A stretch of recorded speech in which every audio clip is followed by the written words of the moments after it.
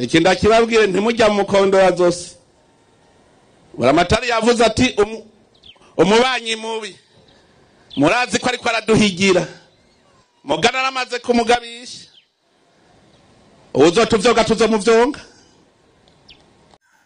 Ndabahaye mwaramutse abandi ndabahaye mwiriwe bivanye naho muherereye iteka n'umunezero ntangere byo kongera kubana namwe abanywanyi mukurikira amakuru n'ibiganiro tubashikiriza kumbonesha kuri yanyu mukunda cyane ya Isange TV. Ndabahaye kaze rero mu makuru n'amakuru azindutse mw'ici gitondo n'amakuru duhawe n'amasoko yacu n'amakuru atororokanijwe mu bice bitandukanye bigize igihugu cyacu cy'u Burundi n'amakuru abanyagihugu muba mwaranyegejwe n'amakuru yaba ayo muri politiki yaba ayo mu mutekano yaba ayo mu iperereza ndetse n'andi yose atandukanye muba mwaranyegejwe turayabazaniye kuri iki gitondo n'amakuru rero atohojwe n'amasoko yacu mu begera umukuru w'igihugu cyacu cy'u Burundi Evariste Ndayishimiye.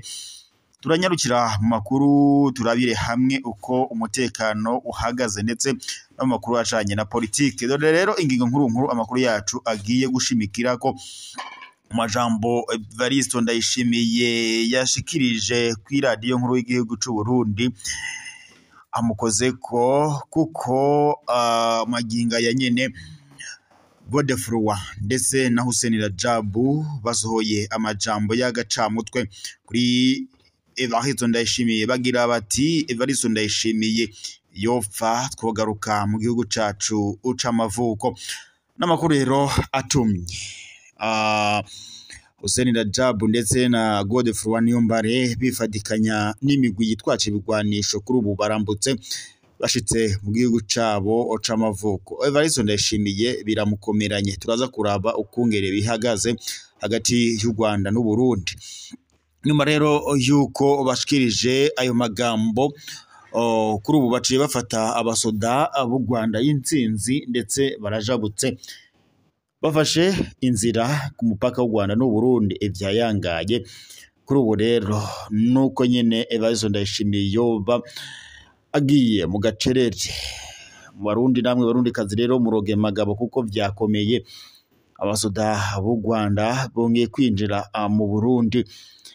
Perezida w'u Rwanda yavuze ko atazokwemerera buri umwe wese yoteza ingwano mu gihugu ciwe c'amavuko agira ati umucanwa aho uzoturuka tuzowusangayo tuzimye. U Rwanda ni rutoya ntabwo tuzogwanira mu gihugu cacu c'amavuko c'u Rwanda ahubwo aho umucanwa uzoturuka naho tuzowusanga tukawuzimya. Kuri ubu rero arijabukiye u Burundi arashitse intambara iba yakasa mutwe mu Burundi mwe Barundi namwe Barundi kazi muroge magabo. Turagarutse mu kanya turabashikiriza ku buryo bw'idonido ukungene ibintu bihagaze ndetse n'amajambo Evariste Ndayishimiye yaramaze gushikiriza ndetse aciye amukorako.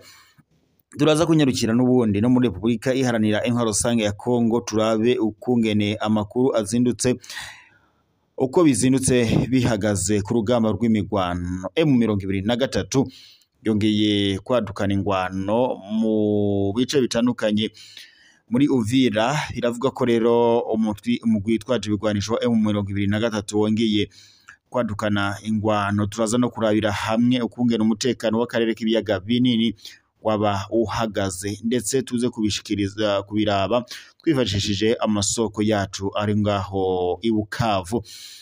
Reka rero tugaruke mu makuru yacu ku buryo bw'idonido gusa no kwibutsa wewe utarafyonda sabone na partage ufyondaho maze ukaba uwa mbere kubona amakuru n'ibiganiro tugushikiriza kuri Monesha kwanyu mukura cyane ya Isange TV. Niteka n'umunezero ntangere byo gusubira kubana namwe mu banywanyi mudukurikira mu makuru n'ibiganiro tubashikiriza ku Monesha kwanyu mukunda cyane ya Isange TV.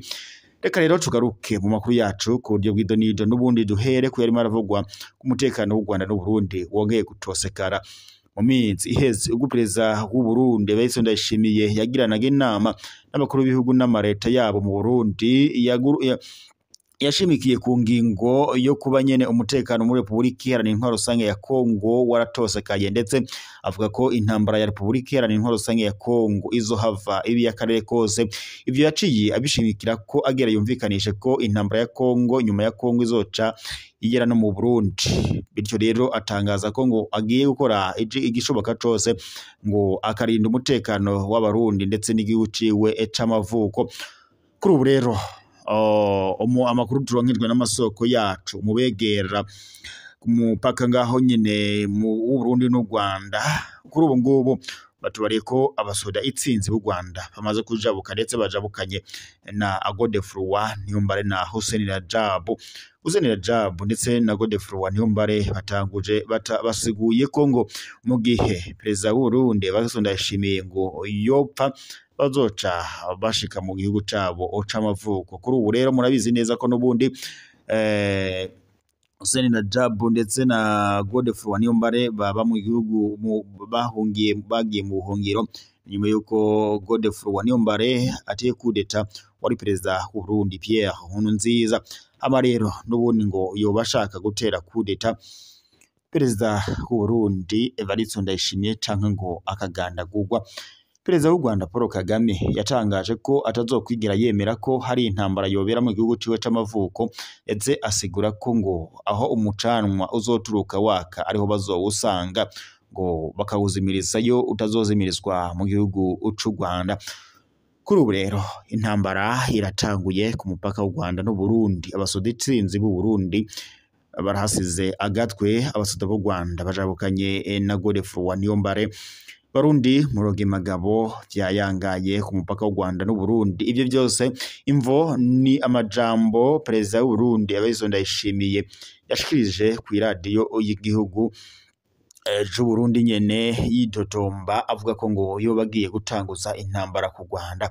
Kuri ubu rero umucanwa yishuriye umucanwa mu magara bimukoze ko Evariste Ndayishimiye arahapfa avyanka vyakunda. Reka rero twibandanirize mu yandi makuru n'ubundi turabire ku mutekano wa Republika Iharanira Intwaro Rusange ya Kongo. Umutekano uzindutse utifashe neza mu buseruko bwa Republika Iharanira Intwaro Rusange ya Kongo, ndetse umugwi witwaje ibigwanisho wa M23 wongeye kugabisha igitero mu ntara ya Uvira. N'amakuru duhawe n'amasoko yacu ngaho nyene mu ntara ya Bukavu. Muri Bukavu naho ngo imigwano yoba yongeye kuba imigwano. Umugwi wa M23 biravuga ko ngo woba wongeye guha isomo gusa. Mu makuru twaronkejwe n'amasoko yacu ejo haheze, hari amakuru twari twahawe n'amasoko yacu atubarira ko perezida wa Afrika y'Epfo Cyril Ramaphosa ngo yoba yongeye kohereza abasoda itsinzi mu kinyegero muri Republika Iharanira Intwaro Rusange ya Kongo ngo bajye guhatana n'ujya mugwi witwaje ibigwanisho wa M23. Ni nyuma yuko abasoda itsinzi ba Afrika y'Epfo bagandaguriwe muri Republika Iharanira Intwaro Rusange ya Kongo, ndetse abashika kuri 14 mu minsi iheze baciye bajanwa muri Afrika y'Epfo ndetse bakorerwa ikigandaro. Ni ingingo yari yafashwe na perezida wa Afrika y'Epfo Cyril Ramaphosa nyuma yaho ubwo yari mu nama ya Afrika y'Ubuseruko yasiguye ko ngo yoba agiye kuvana abasoda biwe muri Republika Iharanira Intwaro Rusange ya Kongo. Gusa abakurikiranira hafi ibya politike ndetse n'intambara yo muri Republika Iharanira Intwaro Rusange ya Kongo bavuga ko ngo yabara amayeri ntangere ya perezida Cyril Ramaphosa abesha ngo yobagiye gukura abasoda muri Republika Iharanira Intwaro Rusange ya Kongo. Ngo hari amadolari yemeranyijwe na perezida wa Kongo Antoine Felix Tshisekedi Tshilombo, ikaba ariyo mvo rero ituma yamayohereza abasoda mu kinyegero muri Republika Iharanira Intwaro Rusange ya Kongo. Umuvugizi wa gisoda wa M23 mu bya gisoda Lieutenant Colonel Buringoma mu makuru adushikirije ku masoko yacu atubariye ko kuri ubu ingwano zongeye kwaduka, ndetse ngo badafise gahunda yo guhagarara ahubwo bandanya bagashika Kinshasa baca bahirika ubutegetsi bwa Antoine Felix Tshisekedi Tshilombo.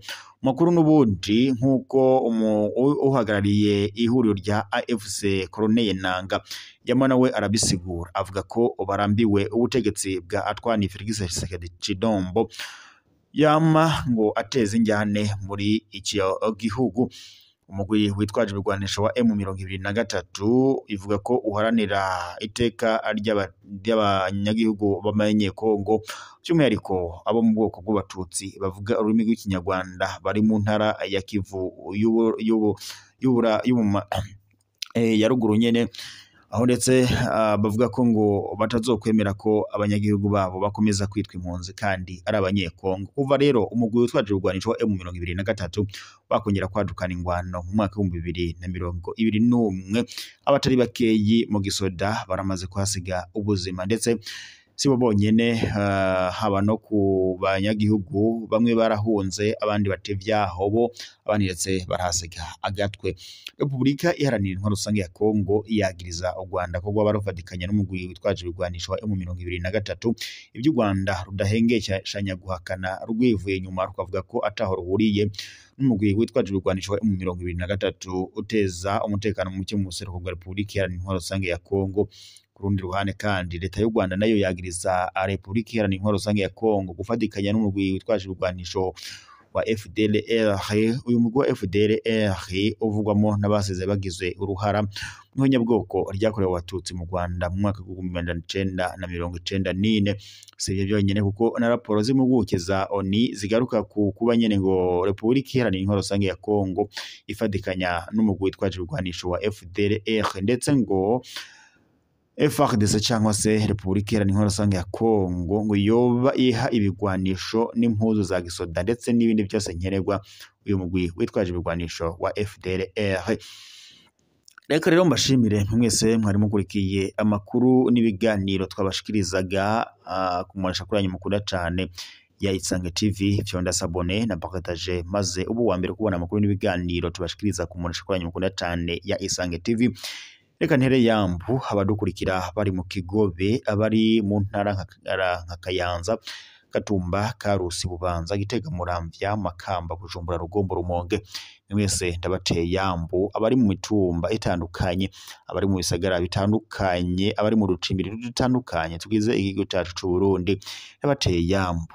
Tutibagiye kandi n'abadukurikira bari mu bihugu bibanyi nk'u Rwanda, Republika Iharanira Intwaro Rusange ya Kongo, Uganda, Tanzania ndetse n'ijya nino kwisi nko mu makungu hatandukanye, mwese turabateye yambu. Reka rero dusozerere ngaha amakuru yacu nagasaga, mugomeze kugira igitondo ciza.